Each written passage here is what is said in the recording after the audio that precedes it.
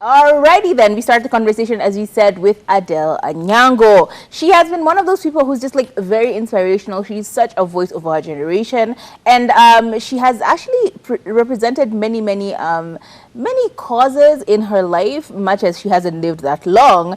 And now she's kind of getting us into the conversation about bullying, and very specifically about very specific parts of your body which people start to nitpick, and then it becomes a running theme. Okay, she's had very interesting teeth. They look a little, they're not very They're straight. not straight. Yes, they're not very straight teeth. So a lot of people started calling them crooked, and even went further on to pile on and tell her, you know, she needs to sort out her teeth. And other people were like, girl, were you drinking borehole water as a child? Because we all know when you drink that salty water, or hard water as we like to call it scientifically, your teeth kind of discolor. They start to have like a funny brownishness to them. Yeah, so a lot of people were picking on her about this, and she started to explain to us what exactly is the reason for that happening.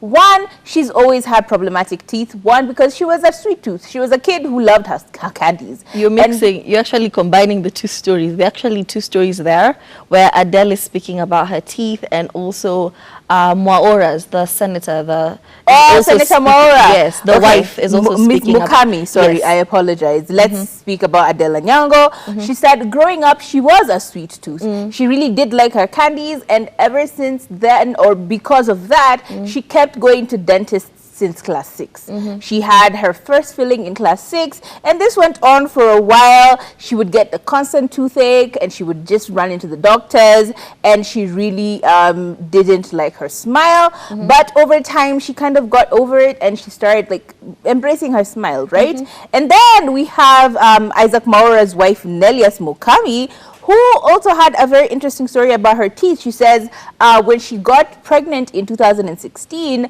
she ended up losing, at 8 weeks, she had a scan, and she was pregnant with triplets. Okay, and I think Turi mentioned yesterday that sometimes as women, when we are expecting children, they drain our calcium and all of our nutrients. So I think this is what happened, because then at some point by 24th week, she lost her tooth, or she broke her tooth, her front tooth, and that was basically what happened with her teeth. But people kept like poking fun at her as well, and you know, she now loves her smile. She is all about oral hygiene, and she says it's okay to find these things happening to you for whatever reason. However, the long and short of this story is, I feel like people are very particular about teeth, and I think it's because it's the first thing you see when you talk to someone, right? Like immediately someone speaks to you right to your face, the first thing you notice is their teeth.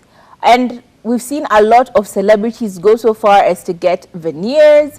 People get immediately, they make money. Cardi B, for example, the first thing she did was she fixed her teeth, and she sang about it. We have Akina Nicki Minaj, the same thing. Even more recently, locally, Flacco got his teeth done. Vera Sidika has very beautiful veneers. They are very expensive, but it's usually like the first thing people want to fix when they get money. It's like their bodies, and the first thing they want to fix is their teeth and their oral situation. So I get it, because let's be entirely honest, when you look at someone and they have weird teeth, it can, honestly, for me personally, I found myself going like, ugh. I'm not lying. That's just my experience. I've gone like, ugh. But like, if you think about it, you can do very little about your teeth. Your teeth just are your teeth. If you break a tooth and you don't fix it, it's going to look problematic. If you've had that calcification because of the salty water or the hard water, it just is what it is. Unless you go and fix it, it's constantly going to be a problem. So the question is, why are we so judgmental about something that someone can't really necessarily control? That's my problem. And I'm asking that to myself as I ask it to you. Have you found yourself or caught yourself being like, ugh, with someone's teeth? And does it make you now think about the fact that why did they do that?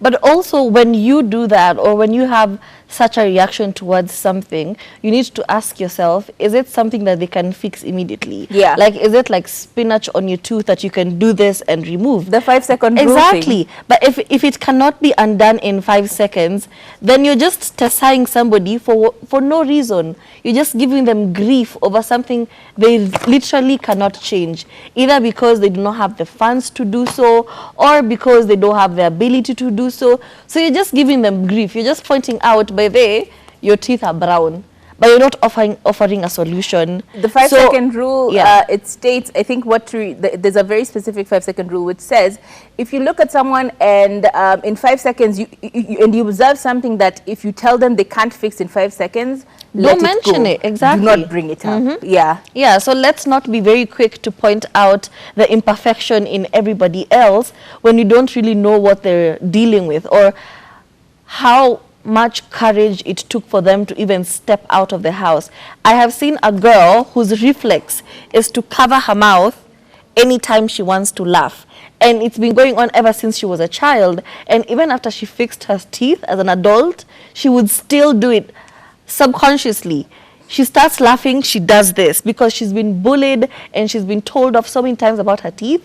It's now a sensitive issue. So don't bring somebody down just for a few laughs, or just to feel superior, or just project your own insecurities on somebody because you're seeing them living their best life and not being affected by what you view as imperfect. It's just, yeah. It's a lot of nonsense. It's unnecessary.